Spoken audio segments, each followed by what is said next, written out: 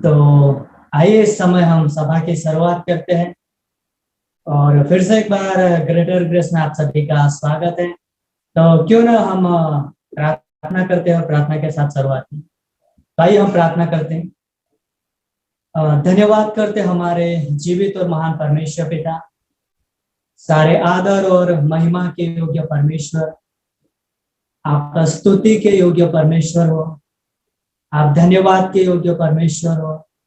धन्यवाद हो पिता परमेश्वर कि आपका नाम सर्वश्रेष्ठ नाम है और उस नाम के अंदर वो अधिकार है, वो सामर्थ्य है। और इसलिए पिता परमेश्वर हम आज आपके नाम के अंदर प्रभु आपके पास आते प्रभु, आपकी महिमा करने के लिए, आपके नाम की बढ़ाई करने के लिए प्रभु। होने देना पिता परमेश्वर, आज के इस सभा को हम आपके पवित्र हाथों में सौंपते पिता परमेश्वर। और जो भी आज के पिता परमेश्वर एक्टिविटीज है प्रभु, हर एक बात में पिता परमेश्वर आपकी स्वर्गीय बुद्धिमत्ता हो प्रभु हमारे साथ, वैसे हमारी प्रार्थना प्रभु। धन्यवाद करते हैं महान परमेश्वर पिता कि आप हमारे साथ हो प्रभु, आप हमारे संग हो पिता परमेश्वर। होने देना पिता परमेश्वर, आप हमारे हृदय को, हमारे मनों को आप तैयार करना, ताकि हम आपके पवित्र नाम को ऊंचा उठा सके प्रभु, और आपके बारे में प्रभु गाकर आपको महिमा दे, वैसे हमारी प्रार्थना पिता। धन्यवाद करते महान परमेश्वर पिता, सारा आदर सारी महिमा आपको देते हैं प्रभु। धन्यवाद करते आपकी उपस्थिति के लिए कि आप हमारे बीच में हो प्रभु। धन्यवाद देते हैं, धन्यवाद करते आपके महान प्रेम के लिए और दया के लिए। सारा आदर महिमा आपको देते हुए प्रार्थना यीशु मसीह के नाम से मांगते हैं, आमीन। तो आइए समय हम परमेश्वर की महिमा करते हुए गाना गाएंगे। प्रभु का धन्यवाद करूंगा और इसकी संगति में सदा रहूंगा।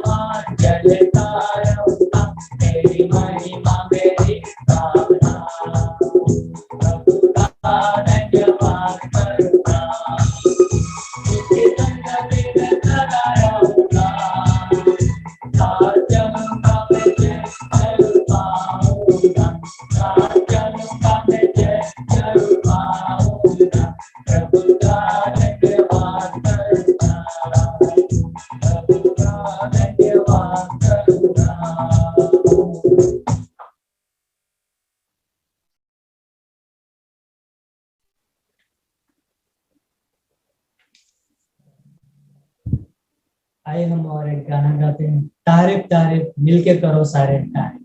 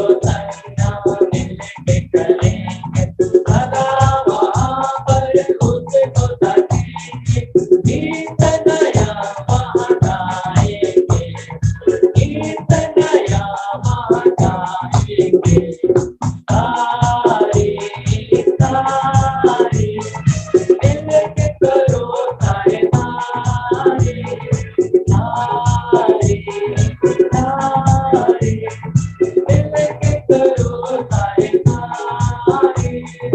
यीशु की जो है प्यारा मुझे, यीशु की जो है प्यारा मुझे, यीशु की जो है प्यारा मुझे। धन्यवाद हो हमारे स्वर्गीय पिता परमेश्वर कि आप स्वर्गीय स्थानों में विराजमान हो प्रभु। आप तारीफ के योग्य परमेश्वर हो, आप स्तुति प्रशंसा और धन्यवाद के योग्य परमेश्वर हो।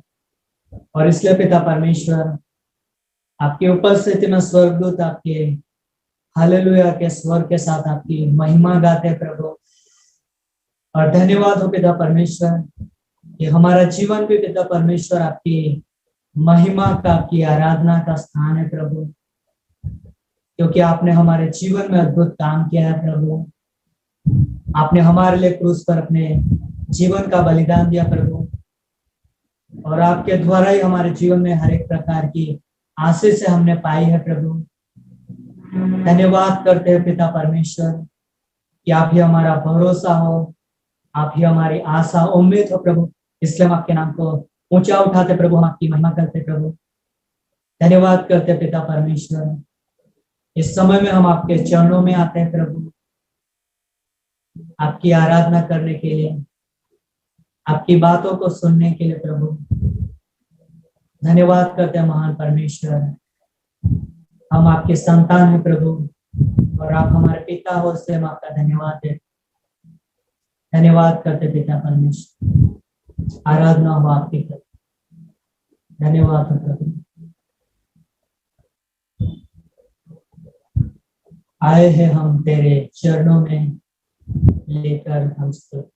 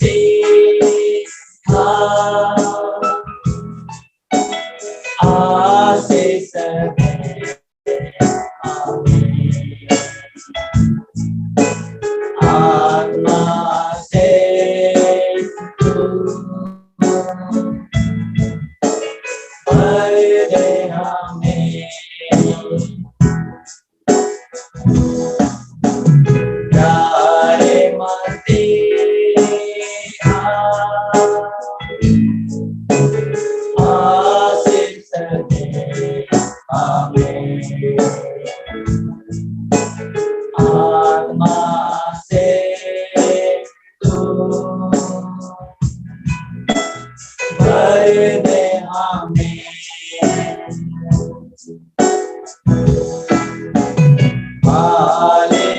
हालेलुया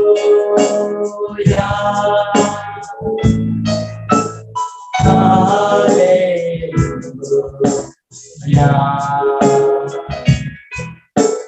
हालेलुया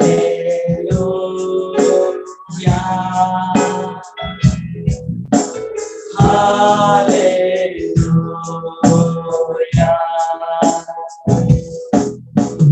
हम बचे हैं परम पिता के मायना है हमें वचनों में।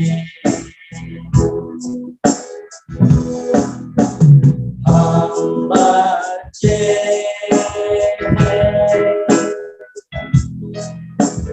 परम पिता के मरना है हमें वचनों में।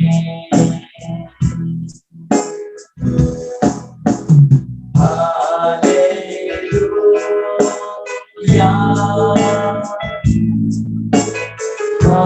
हालेलुया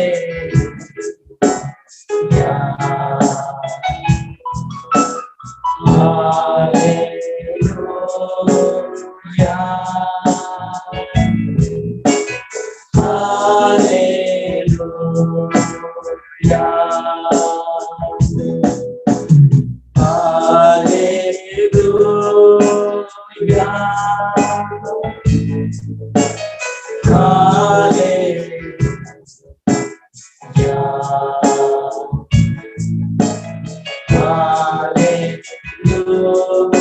हालेलुया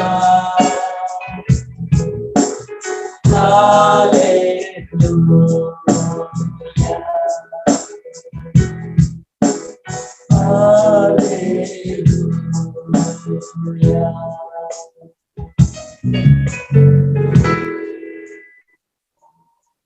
धन्यवाद प्यारे परमेश्वर, हम आपकी आराधना स्तुति करते हैं प्रभु। हम आपके चरणों के आगे आते हैं परमेश्वर। और पिता परमेश्वर, हम आपसे सीखना चाहते हैं प्रभु। हम आपसे प्रभु आपका वचन ग्रहण करना चाहते हैं परमेश्वर। आप हमें सिखाए पिता परमेश्वर। आपसे हम सहायता और मदद मांगते हैं परमेश्वर, और प्रार्थना करते हैं इस मूवी सर्विस को भी हम आपके पवित्र हाथ में सौंपते हैं। आप अगुवाई करना, मार्गदर्शन देना पिता परमेश्वर। आने वाले वचन को भी हम आपके हाथ में सौंपते हैं, पास्टर जी को भी आपके हाथ में सौंपते हैं प्रभु। आप उनमें रहकर हमसे बात करें सरकार, जुड़े हुए प्रत्येक हृदय को हम आपके हाथ में सौंपते हैं। आप अगुवाई करना, मार्गदर्शन देना, आगे की हर एक एक्टिविटीज भी आपके हाथ में सौंपते हैं। प्रार्थना यीशु मसीह आपके नाम से मांगते हैं, आमीन।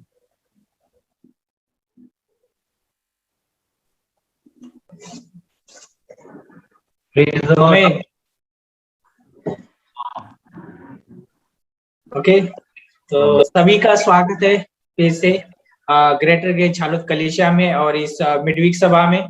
तो धन्यवाद देते हैं हम आराधना टीम के लिए, अद्भुत तरीके से उन्होंने हमें अगुवाई किया आराधना में। और हम जानते हैं कि परमेश्वर की उपस्थिति हमारे बीच में है, और हम जानते हैं कि परमेश्वर हमें अगुवाई करने वाला है, परमेश्वर हमें वचन से बात करने वाला है। तो परमेश्वर को भी हम धन्यवाद देते हैं इस समय। और ये जो समय रहेगा, कुछ अनाउंसमेंट है, खास अनाउंसमेंट है, तो आप जरूर इसे ध्यान में रखिए कि जैसे कि आज हम बुधवार की सभा में हैं, और ये सभा जो है बहुत अद्भुत सभा है। और हम जानते हैं कि हमने आराधना किया है अभी, और ये अनाउंसमेंट के बाद संदेश रहेगा, अद्भुत संदेश रहेगा। पास्टर मनोज परमेश्वर के वचन से बात करेंगे आज हमें। तो अद्भुत समय रहेगा, अपने हृदय को तैयार करिए। और जैसे कि हम बुधवार की शाम 6 बजे यहाँ पर मिलते हैं ऑनलाइन सभा में, लेकिन आगे चल के हमारा थोड़ा टाइम चेंज होगा। तो रियली आप बने रहिए, क्योंकि लाइव अभी सभा होने वाला है, चर्च में हम मिलने वाले हैं अगले बुधवार से, है ना।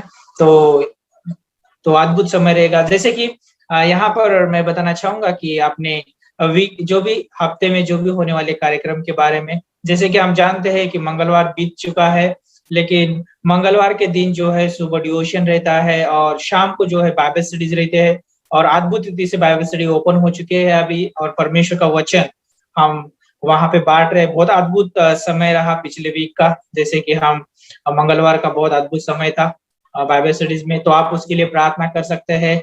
और आज भी सुबह बहुत अद्भुत समय रहा डिवोशन का समय, और हम अभी बुधवार की सभा में शाम की, तो बहुत अद्भुत समय ये भी है। और जैसे कि आने वाले दिनों में, जैसे कि 15 तारीख को, अगले महीने के 15 को, जुलाई 15 को अपना बाइबल कॉलेज शुरू हो रहा है, तो अद्भुत समय रहेगा। और हम चाहते हैं कि जो भी इस समय हमें ऑनलाइन सुन रहे हैं या आप हमें सुन रहे हैं, तो रियली आप उस क्लासेस को लीजिए और बहुत अद्भुत क्लास रहेंगे।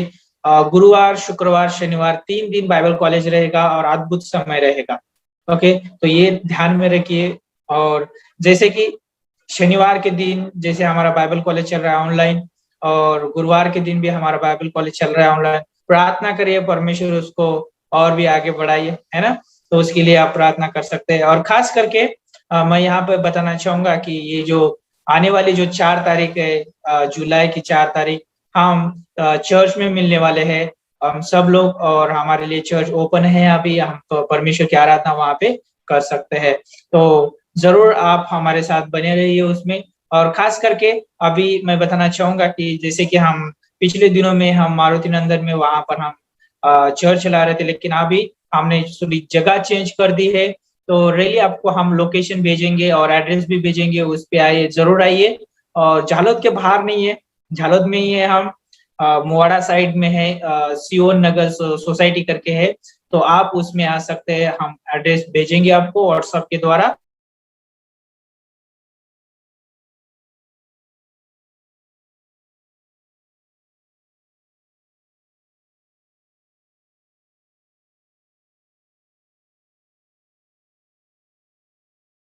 सारी चीजों के लिए, तो क्यों ना हम प्रार्थना करें इस। प्रभु, हम धन्यवाद देते हैं, आपके नाम को ऊंचा उठाते हैं, इन सारी बातों को प्रभु आपके सम्मुख लाते हैं परमेश्वर। इस कलीसिया के द्वारा होने वाली हर एक एक्टिविटीज आपके हाथों में सौंपते हैं। आप प्रभु इसकी सहायता करना, मदद करना, और प्रभु पूरी रीति से परमेश्वर इस्तेमाल करना आपकी दया के लिए प्रभु। और जो भी आने वाला संदेश है प्रभु, आपके दास को आपके हाथों में सौंपते, आपके दास के ऊपर, आपके वचन के ऊपर अभिषेक करना परमेश्वर, और सुनने वाले के ऊपर, हर एक के प्रभु ऊपर आपकी करुणा की दृष्टि रखना, ताकि समझे और प्रभु उसको लागू कर सके अपने जीवन में प्रभु। धन्यवाद करते हैं, आगे का समय आपके हाथों में सौंपते प्रभु। धन्यवाद देते प्रभु, यीशु मसीह के नाम से मांगते हैं, आमीन आमीन। ओके, ये बहुत अद्भुत समय रहेगा। तो क्यों ना हम पास्टर मनोज का स्वागत करें इस समय में संदेश के लिए, है ना।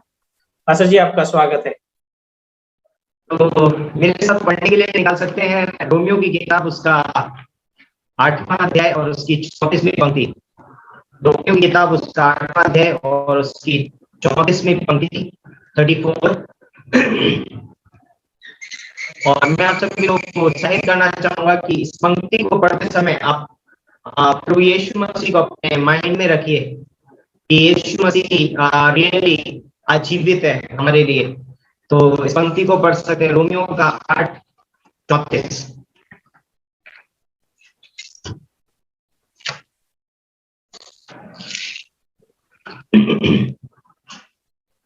और यहाँ पर इस प्रकार से लिखा है, फिर कौन है जो दंड की आज्ञा देगा? मसीह वह है जो मर गया और मृतों में से जी भी उठा और परमेश्वर की दाहिनी ओर है और हमारे लिए निवेदन भी करता है। तो आइए हम प्रार्थना करते हैं। परमेश्वर, हम धन्यवाद देते हैं इस खूबसूरत समय के लिए, धन्यवाद देते हैं तेरे प्रेम, तेरे अनुग्रह के लिए, तेरी दया के लिए। और खासकर हम तेरे सम्मुख आते हैं, मेरे मुख को जो पिता परमेश्वर से पवित्र कर, से मेरा नहीं पिता परमेश्वर परंतु तेरे वचन निकले। अपने वचन के द्वारा तो लोगों से बातें करना पिता परमेश्वर, पवित्र आत्मा के द्वारा अगुवाई करो, प्रभु यीशु मसीह के नाम से मांगते हैं, आमीन। ओके, तो बहुत खूबसूरत वचन है यहाँ पर, और इस संदेश को यदि टाइटल दे सकते हैं तो ये है कि यीशु मसीह हमारे लिए प्रार्थना कर रहा है। लेकिन करता नहीं है, कर नहीं रहा था, लेकिन कर रहा है। यीशु मसीह आज भी विश्वासियों के लिए प्रार्थना कर रहा है। और इसलिए हम बोलते हैं कि उसके नाम को ऊंचा उठा सकते हैं, उसके समीप जा सकते हैं। हम भय में और डर में अपने जीवन को नहीं बिताएंगे, हम परेशानी में, चिंताओं में अपने आप को अकेला महसूस नहीं करेंगे, क्योंकि यीशु मसीह हमारे लिए प्रार्थना कर रहा है। आज इस दुनिया में बहुत सारे लोग हैं और कई बार वो हो सकता है कि सोचते होंगे, और कई लोग इस तरीके से प्रचार भी करते हैं कि जब आप यीशु मसीह पर विश्वास कर लेते हैं तो आपके जीवन में कोई तकलीफ नहीं आएगी। यदि आप यीशु मसीह को अपने जीवन में ग्रहण कर लेंगे तो आप बोलते हैं कि आपके जीवन में आशीष ही आशीष होंगी, आप किसी समस्या का सामना नहीं करेंगे। लेकिन मैं आपको बताना चाहता हूँ, यीशु मसीह ने पूरी बाइबल में कहीं पर भी ये वादा नहीं किया है कि संसार में तुमको तकलीफ नहीं होगी, इस संसार में तुम्हें कोई परेशानी नहीं होगी। लेकिन यीशु मसीह यहाँ पर कहता है, लाइक मत्ती का 14वां अध्याय और उसकी अगर हम 22-21 में 22वीं पंक्ति से पढ़ेंगे तो वहां पर हमें एक घटना दिखाई देती है।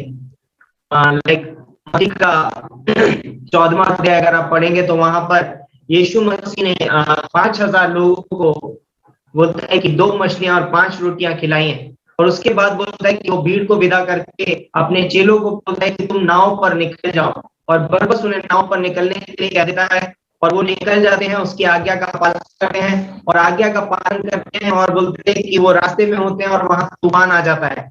यीशु मसीह ने उनको आज्ञा दी कि तुम वहां निकल जाओ, लेकिन यीशु मसीह ने उनसे ये वादा नहीं किया कि तुम जब नदी में जाओगे या उस गलील की बोलते हैं कि समुद्र में जाओगे तो तुम्हें तूफान नहीं मिलेगा। यीशु मसीह ने ये नहीं कहा। यीशु मसीह ने कहा तुम जाओ, लेकिन यीशु मसीह ने ये नहीं कहा हमसे कि तुम्हें तूफान नहीं मिलेगा। लेकिन इस दुनिया में हमें परमेश्वर ने रखा है, और लाइक आज हो सकता है कि हम परमेश्वर की आज्ञा का पालन कर रहे हैं। मत्ती का यूहन्ना का 16:33 पढ़िए, यूहन्ना 16:33, वहां पर यीशु मसीह ने खुद इस बात को बताया है कि इस दुनिया में हमको क्लेश होंगे। 16:33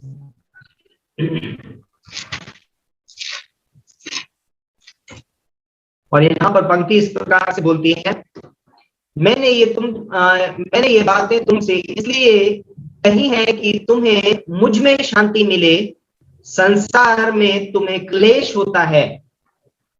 ध्यान दीजिए, संसार में तुम्हें क्लेश होता है, परंतु ढाढ़स बांधो, मैंने संसार को जीत लिया।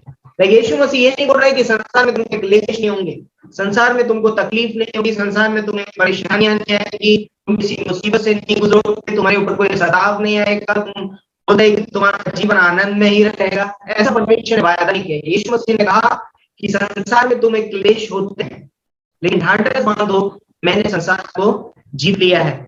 तो कई बार हो सकता है कि हम लोग अपने जीवन में इस तरीके से सोच सकते हैं, और हम सोच सकते हैं कि लाइक मैं यीशु मसीह पर विश्वास करता हूँ, अब मेरे जीवन में कोई तकलीफ नहीं आएगी, तूफान नहीं आएगा, समस्या से नहीं गुजरूंगा। लाइक अरे मैं तो यीशु मसीह के पीछे चल रहा हूँ, है ना, मैं उस व्यक्ति की तरह नहीं हूँ, मैं सांसारिक नहीं हूँ, मैं आत्मिक हूँ, मैं एक मिशनरी हूँ, मैं एक पास्टर हूँ, या मैं एक अच्छा विश्वासी हूँ, और मेरे जीवन में तूफान नहीं आएगा, मैं क्योंकि मैं तो यीशु मसीह की आज्ञा का पालन कर रहा हूँ। यहाँ पर हम जानते हैं योना की किताब जब हम पढ़ते हैं तो वहां पर योना परमेश्वर से भागता है, उसकी आज्ञा का उल्लंघन करता है, इसलिए नदी में तूफान आता है ना, समुद्र में तूफान आता है, और वो बोलता है कि निनवे से छोड़ तर्शीश भागता है। लेकिन यहाँ पर चेले बोलते हैं कि परमेश्वर से भाग नहीं रहे, लेकिन वो परमेश्वर की आज्ञा का पालन करने की कोशिश करें, उसकी आज्ञा को उन्होंने अपने जीवन में लिया और उसकी आज्ञा के अनुसार वो बढ़ रहे हैं। और समुद्र में बोलते हैं कि वो आगे बढ़ रहे हैं, और बोलते हैं कि परमेश्वर ने आज्ञा दी, और आगे बढ़ते बढ़ते उनको पता चलता है कि आ गया तूफान आ गया। यदि आप पढ़ेंगे मत्ती का 14वां अध्याय और उसकी 21 और 22वीं पंक्ति, 22वीं पंक्ति से पढ़ सके, मत्ती 14:22, और उसने तुरंत अपने चेलों को बरबस नाव पर चढ़ाया कि वे उससे पहले पार चले जाएं जब तक कि लोगों को विदा करे। यहाँ पर बोलता है कि यीशु मसीह लोगों को विदा कर रहा है, तो यीशु मसीह कहता है कि मैं जब तक लोगों को विदा कर रहा हूँ, तुम क्या करो, तुम यहाँ से चले जाओ, है ना, और तुम क्या करो, से पहले उस पार करे जाओ। लेकिन जैसे ही चेले आज्ञा का पालन करते हैं और बोलते हैं कि नाव को चला रहे होते हैं, तो अभी हमको एक खबर मिलती है, बोलते हैं सामने से, बोलते हैं कि एक तूफान आता है। और जब आप पढ़ेंगे 23वीं और 23वीं पंक्ति, तो वहां पर लिखा है 24वीं पंक्ति पढ़िए, 23 में 24वीं पंक्ति में यहाँ लिखा है, उस समय नाव झील के बीच लहरों से डगमगा रही थी, क्योंकि हवा सामने की थी। बोलते हैं कि वो तो निकले हैं और निकलने के बाद में वो नाव चला रहे हैं, लेकिन हवा सामने की है, वो बहुत कोशिश कर रहे हैं। यहाँ पर तूफान है, हवा सामने की है, विरोध हो रहा है, लेकिन यहाँ पर चेलों का अगर पॉजिटिव पॉइंट देखिए तो हमारे सामने ये देख सकते हैं, चेले हार नहीं मान रहे। उनके जीवन में तूफान है, तकलीफ है, लेकिन चेले हार नहीं मान रहे, वो नहीं, हम कोशिश करेंगे। और बोलते हैं कि यूहन्ना अपनी किताब में लिखता है कि वो जो सफर था वो 5 मील के करीब था, जो कि 1 या 1.5 घंटे में पूरा किया जा सकता था। लेकिन बोलते हैं कि उनको चौथे पहर तक वो लोग बोलते हैं क्रॉसिंग नहीं कर पाए, बीच में मतलब बहुत सारा समय लग गया उनको, बहुत सारा समय लग गया, लेकिन फिर भी वो नहीं मान अपने जीवन में। और वो हो सकता है कई लोग मानते हैं कि उनके जीवन में तूफान आ सकता है, लेकिन यहाँ पर अगर पहला पॉइंट हम देखें तो ये है कि जीवन में तूफान है और तूफान में सामर्थ्य भी है।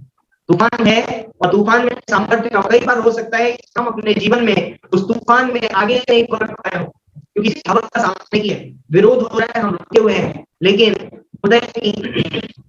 कई बार एक व्यक्ति, एक विश्वासी कई बार अपने जीवन में तूफान अपनी गलतियों की वजह से भी ला सकता है।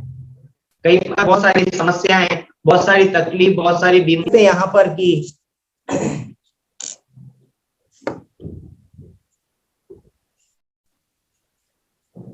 चेले तूफान में है, लेकिन वो लोग हार नहीं मान रहे। और मैंने जैसे बोला कि कुछ लोग बोलते हैं कि कई बार हम अपने जीवन में अपने आप से तूफान ले आते हैं, और हमारे तूफान की जो वजह होती है, कई बार हमारी गलतियां होती हैं। कई बार लोग बहुत सारा कर्जा ले लेते हैं और वो बोलते हैं कि अपने ऊपर एक तूफान लेकर के आ सकते हैं। Recording stopped. कई बार बहुत सारे लोग होते हैं जो कि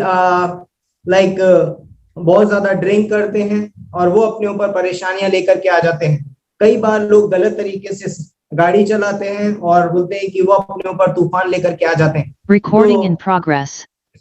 हमें एक चीज ध्यान रखना बहुत जरूरी है कि हमें परमेश्वर के ऊपर भरोसा रखना बहुत जरूरी है। जब हमारे जीवन में तूफान आएंगे तो पहली चीज की हमें ये मानना जरूरी है कि तूफान है और तूफान में सामर्थ भी है। और उस समय पे बोलता है कि जब नाव में थे और जब चेले शायद तूफान का सामना कर रहे, हवा का सामना कर रहे, और बोले वो खेते खेते बहुत घबरा गए और नाव आगे नहीं बढ़ रही है, तो हो सकता है कि कोई उनमें से चीख के बोला होगा कि यीशु मसीह अभी तू कहाँ है।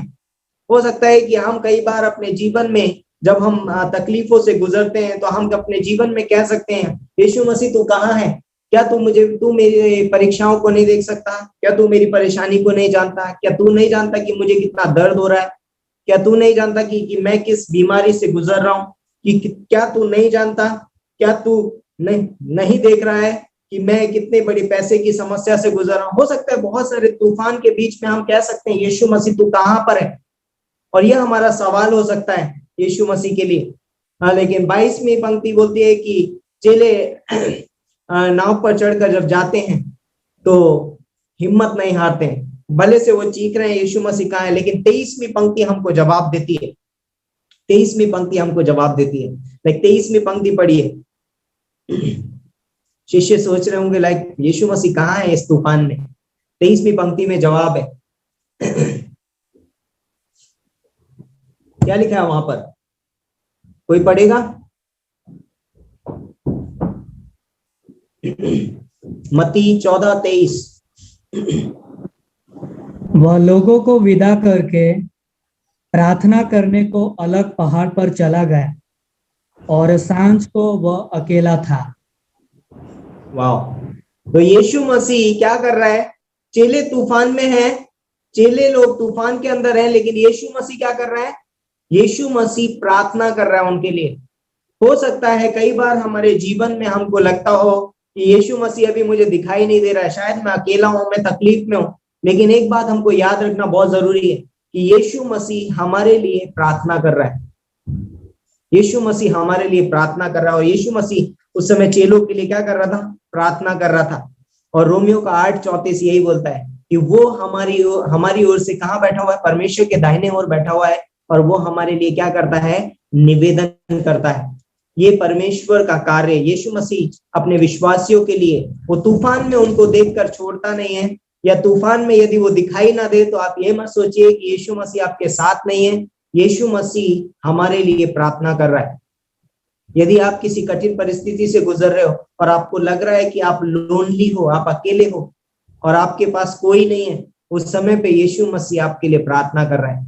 और यीशु मसीह का वायदा है, वचन का वायदा, और यीशु मसीह वचन में वायदा। तीसरा पॉइंट है कि उसके वचन का वायदा हमारे पास है। उसने अपने वचनों में वायदे दिए हैं, और बहुत सारे वायदे हैं। मैं तुम्हें कभी नहीं छोड़ूंगा, कभी नहीं त्यागूंगा। बोलता है कि मैं तुम्हारे लिए जगह तैयार करने जाता हूँ, है ना, मेरे पिता के घर में बहुत सारे रहने के स्थान है, बहुत कुछ। ये बोलता है बाइबल में हमारे लिए बहुत सारे वायदे लिखे गए हैं, और बोलता है कि उन वचनों के वायदों पर हमें बने रहना जरूरी है। जब हम अपने जीवन में हम अपने आप को किसी तूफान में पाते हैं तो हमें याद रखना है कि परमेश्वर ने हमारे जीवन में वायदे दिए हैं। तो कहते हैं कि अपनी समस्या के ऊपर खड़े मत हो, अपनी तकलीफ के ऊपर मत खड़े रहो, अपनी बीमारी के ऊपर खड़े मत रहो, परंतु परमेश्वर के वायदों पर खड़े रहो। परमेश्वर के वायदों पर खड़े रहना बहुत जरूरी है। लाइक जब आपको समस्या आती है, जब आप तकलीफ में होते हैं, तो इंग्लिश में बोलते हैं स्टैंडिंग ऑन गॉड्स प्रॉमिस। परमेश्वर के वायदों में खड़े रहना बहुत जरूरी है हमारे लिए, कि परमेश्वर ने मुझसे वायदा किया और मैं वहां पर खड़ा रहूंगा। प्रेरितों के काम उसका 7वां अध्याय और उसकी 55वीं पंक्ति बोलता है कि जब स्तिफनुस पे पथराव किया जा रहा था तो उसने यीशु मसीह को स्वर्ग में खड़ा हुआ देखा, है ना। और बोलता है कि जब स्तिफनुस अपने प्राण वहां सौंपता है तो यीशु मसीह उसके लिए खड़ा होकर उसका स्वागत करता है। भले से आप किसी सताव से गुजर रहे हो, आप तकलीफ में हो, लेकिन एक बात याद रखें, यीशु मसीह आपका एक दिन स्वागत करने वाला है स्वर्ग में खड़े होकर, वो भी वेलकम, स्वागत करने वाला है। तो हमें उसके वायदों पर, बोलते हैं कि हमें उसके प्रॉमिस पर खड़े रहना बहुत ही जरूरी है। आज अगर यीशु मसीह हमसे कोई बात कहता है तो वो ये है जो उसने पतरस से कही। पतरस जब यीशु मसीह क्रूस पर जाने वाला था और पतरस यीशु मसीह का 3 बार इनकार करने वाला था, यीशु मसीह ने कहा तू मेरा 3 बार इनकार करेगा, लेकिन मैं तेरे लिए प्रार्थना करूंगा कि तू विश्वास में ना डगमगाए। लाइक यीशु मसीह हो सकता था, यीशु मसीह के अंदर सामर्थ्य, यीशु मसीह बोलता ओके मैं तेरे जीवन से वो परीक्षा को ही निकाल दूंगा, उसमें सामर्थ्य, वो कर सकता था। यीशु मसीह बोलता है कि मैं तुझे उस टेम्पटेशन में गिरने ही नहीं दूंगा, लेकिन यीशु मसीह ने एक चीज वहां पर कही।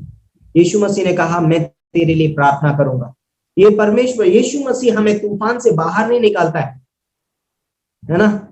लाइक तूफान बोलता है कि तूफान को हमारे जीवन में से नहीं निकालता है, सॉरी, तूफान को हमारे जीवन में से नहीं निकालता है, परंतु जब हम तूफान में होते हैं यीशु मसीह हमारे लिए प्रार्थना करता है। यीशु मसीह बोलता है कि मैं तेरे लिए प्रार्थना करूंगा। यीशु मसीह के शब्द हैं ये आज हमारे लिए, एक विश्वासी के लिए। यीशु मसीह बोलता है कि मैं तेरे लिए प्रार्थना करूंगा। यीशु मसीह बोलता है कि मेरे वायदों पर खड़े रहो, मेरे वायदे तुम्हारे लिए हैं। यस। और एक सवाल जो हम अपने आप से पूछ सकते हैं, क्या यीशु मसीह की प्रार्थनाएं स्वर्ग में सुनी जाएंगी या नहीं? यीशु मसीह की प्रार्थना स्वर्ग में सुनी जाएगी? यस, यीशु मसीह की प्रार्थनाएं स्वर्ग में सुनी जाती हैं। लाइक याकूब का 5वें अध्याय में लिखा है कि धर्मी जन की प्रार्थना के प्रभाव से बहुत कुछ हो सकता है। और हम जानते हैं कि 1 कुरिन्थियों का 1 अध्याय और उसकी 31वीं पंक्ति में लिखा हुआ है कि वो धर्म है, वो धर्मी व्यक्ति है। यीशु मसीह एक धर्मी है, लाइक उसके अंदर धार्मिकता वास करती है, वो स्वयं धार्मिकता है। और जब वो प्रार्थना करेगा तो क्या पिता उसकी प्रार्थना का उत्तर नहीं देगा? यस, उसकी प्रार्थना सुनी जाएगी स्वर्ग में। क्या उसकी प्रार्थना से हमारे भविष्य में बड़ा प्रभाव नहीं पड़ेगा? यस, उसकी प्रार्थना की वजह से हमारे भविष्य में बहुत बड़ा प्रभाव पड़ने वाला है। यीशु मसीह की प्रार्थनाएं स्वर्ग में प्रभावित हैं, लाइक उसकी प्रार्थनाएं ऐसी नहीं है, प्रभावित प्रार्थनाएं हैं उसकी स्वर्ग में। एक इसलिए हमें उससे, जब वो हमारे लिए प्रार्थना कर रहा है तो हमें कुछ चिंता करने की जरूरत नहीं है, लाइक हमें उस तूफान में घबराने की आवश्यकता नहीं है।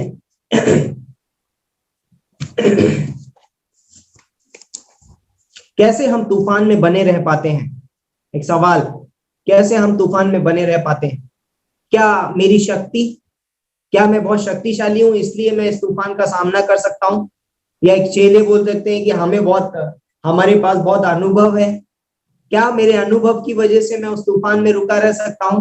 क्या मेरी सामर्थ्य की वजह से मैं तूफान में रुका रह सकता हूं या उसका सामना कर सकता हूं? क्या मैं विश्वास योग्य हूं? नहीं, ये सारी चीजें जो है वो यीशु मसीह में दिखाई देती हैं।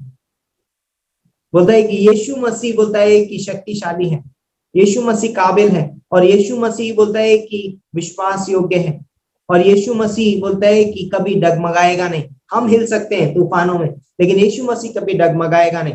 तो बोलता है कि मेरी वजह से हम तूफान में बने हुए नहीं रह सकते, लेकिन यीशु मसीह के कारण, यीशु मसीह की विश्वास योग्यता की वजह से, यीशु मसीह के बोलते हैं कि सामर्थ की वजह से हम उस तूफान में बने रह पाते हैं, हम स्थिर रह पाते हैं, उसमें संभल पाते हैं, उसका सामना कर पाते हैं, सिर्फ और सिर्फ यीशु मसीह की वजह से। तो तूफान आएंगे हमारे जीवन में, लेकिन क्योंकि यीशु मसीह बोलता है कि हमारे लिए प्रार्थना कर रहा है, क्योंकि यीशु मसीह ने हमें अपने वायदे दिए हैं, इसलिए हम उन तूफानों का सामना कर पाएंगे। और वो तूफान बहुत ही स्ट्रांग हो सकते हैं, लेकिन यीशु मसीह हमारे लिए प्रार्थना कर रहा है। क्या यीशु मसीह ने ऐसा वायदा किया कि मैं तुम्हारे जीवन को तूफान मुक्त जीवन बनाऊंगा? क्या यीशु मसीह ने ऐसा वायदा किया है? यस, यीशु मसीह ने ऐसा वायदा किया है, लेकिन इस संसार में नहीं। जिस दिन हम 1000 साल के राज्य में प्रवेश करेंगे, उस दिन से वो समय स्टार्ट हो जाएगा। वहां पर हमें कोई तूफान नहीं होगा। हम जानते हैं वहां का जीवन कैसा है, ना वहां बीमारी है, ना तकलीफ है, वहां कोई तूफान नहीं है। लेकिन इस संसार में हमें क्लेश है, इस संसार में हमें क्लेश है, इस संसार में हम तकलीफों से गुजरेंगे, इन संसार में हमें पीड़ाएं होंगी। लेकिन यीशु मसीह ने कहा कि मैं तुम्हारे लिए प्रार्थना करता हूं, मैं तुम्हारे लिए प्रार्थना करता हूं। चौथी चीज बोलते हैं कि यीशु मसीह की उपस्थिति उस तूफान के बीच में है। यीशु मसीह की उपस्थिति उस तूफान के बीच में है। मत्ती का 14:25, और वहां पर लिखा है, और वह रात के चौथे पहर झील पर चलते हुए उनके पास आया। कौन? यीशु मसीह चौथे पहर झील पर चलते हुए उनके पास आया। और हम जानते हैं जब यीशु मसीह चलता हुआ उनके पास आया तो वो क्या कहने लगे? भूत भूत भूत। लेकिन यीशु मसीह बोलता है कि उस तूफान में उनके सामने आया, और कैसे आया? झील पे चलता हुआ। तो लाइक परमेश्वर जहां पर है, शायद तूफान हो सकता है हमारे जीवन में, तकलीफें हो सकती हैं। जब लाल समुद्र पे बोलते हैं कि इजरायली लोग खड़े थे और पीछे मिस्र की सेना थी, तो समुद्र में रास्ता बनाने वाला प्रभु यीशु मसीह था। सोचिए, बोलता है कि उसने उस झील के ऊपर, गलील की झील के ऊपर उसने मार्ग बना दिया। वो पानी के ऊपर भी मार्ग बना सकता है। वो बोलता है कि समुद्र को 2 भाग कर सकता है, उसके अंदर वो सामर्थ है। और परमेश्वर की उपस्थिति यदि हमारे साथ है तो हमें तूफान में मार्ग दिखाई देगा। परमेश्वर हमारे लिए तूफान में मार्ग बनाएगा, हमारे लिए एक रास्ता बनाएगा। और हम जानते हैं वहां पर यीशु मसीह पानी पर चल करके आता है, और उसके बाद हम देखते हैं कि चेले उसकी आराधना स्तुति करते हैं। तो जब हम अपने जीवन में जान जाते हैं कि यीशु मसीह की उपस्थिति इस तूफान के अंदर भी है, तो हम उन तूफानों से घबराते नहीं है, पर हम उन तूफानों में परमेश्वर की आराधना स्तुति करते हैं। पहले चेले बहुत घबरा रहे थे जब उन्हें नहीं पता था कि यीशु मसीह यहाँ पर उपस्थित है, लेकिन जैसे ही यीशु मसीह पानी पर चल के आता है और उनको पता चलता है अच्छा प्रभु तू है, और बोलता है कि पतरस वहां जाता है पानी पर चलता हुआ, यीशु मसीह उसके बाद आता है और वो बोलते हैं कि वो उसकी महिमा और स्तुति करने लगे। तो जब हम अपने जीवन में जान लेते हैं कि यीशु मसीह हमारे साथ है, भले से हम तूफान में हैं, भले से हम परेशानी से गुजर रहे हैं, भले से मैं बीमारी में हूं, भले से मैं तकलीफ में हूं, लेकिन यीशु मसीह मेरे साथ है। यीशु मसीह ने कहा मत्ती का 18 से 20 में, मत्ती का 18 से 20 में, और देखो जगत के अंत तक मैं सदैव तुम्हारे साथ हूँ। यीशु मसीह की उपस्थिति हमारे साथ है, और जब यीशु मसीह की उपस्थिति हमारे साथ है, हमारा जीवन घबराहट का जीवन नहीं होगा, हमारा जीवन डर का जीवन नहीं होगा, हमारा जीवन परमेश्वर की आराधना स्तुति का जीवन होगा। और परमेश्वर बोलते हैं कि हम उसको अपने जीवन में ऊंचा उठाएंगे। तो जब हम तूफान से गुजरे, जब हम तकलीफ से गुजरे, तो हमें ये 3 बातें याद रखनी बहुत जरूरी है। परमेश्वर यीशु मसीह हमारे लिए प्रार्थना कर रहा है, यीशु मसीह के वायदे हमारे साथ हैं, और तीसरा यीशु मसीह की उपस्थिति हमारे साथ है। भाई हमें बहुत ध्यान रखने की जरूरत है कि यीशु मसीह हमारे लिए प्रार्थना कर रहा है, यीशु मसीह के वायदे मेरे साथ हैं, है ना। यीशु मसीह के बोलते हैं कि उपस्थिति हमारे साथ है, और इसलिए हम बोलते हैं कि घबराएंगे नहीं। यस तूफान है हमारे जीवन में, यस हम तकलीफ से गुजर रहे हैं, लेकिन हमें ये सारी बातें याद रखना बहुत जरूरी है कि यीशु मसीह हमारे लिए प्रार्थना कर रहा है, यीशु मसीह हमारे साथ है, और यीशु मसीह हमें वायदे देता है।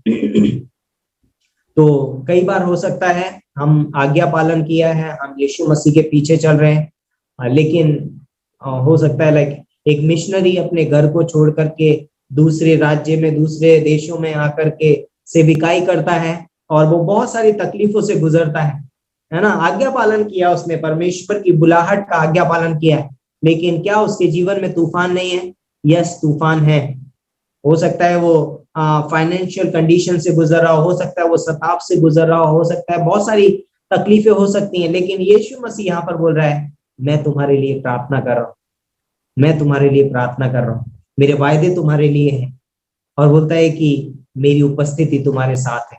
हो सकता है एक पति पत्नी एक बोलते हैं कि परमेश्वर पर निर्भरता का जीवन जीने की कोशिश करते हैं, और बहुत सारे तनाव से गुजर रहे हैं, बहुत सारी तकलीफों से गुजर रहे हो सकते हैं, लेकिन यीशु मसीह बोलता है कोई बात नहीं, मैं तुम्हारे लिए प्रार्थना कर रहा हूँ, मैं तुम्हारे लिए प्रार्थना कर रहा हूँ, मेरे वायदे तुम्हारे साथ हैं, मेरी उपस्थिति तुम्हारे साथ है। हर एक क्षेत्र में हम इसको एप्लीकेबल बना सकते हैं अपने जीवन में, हर एक क्षेत्र में यीशु मसीह हमारे लिए प्रार्थना कर रहे हैं। तो क्या हमें बोलता है कि जब कई कारण हो सकते हैं इस तूफान के आने के, जब मत्ती के 14वें अध्याय में तूफान आया, हो सकता है कि चेलों को प्रार्थना करना सिखा रहा है परमेश्वर, और उस समय वो यीशु मसीह को पुकारते हैं, है ना। प्रार्थना करना बहुत जरूरी है। और ये भी तूफान ये दर्शाते हैं हमारे जीवन में कि यीशु मसीह हमारे लिए प्रार्थना कर रहा है। तो जब आप तूफान में घिरे हो तो आप ये समझ लें कि यीशु मसीह आपके लिए प्रार्थना कर रहा है।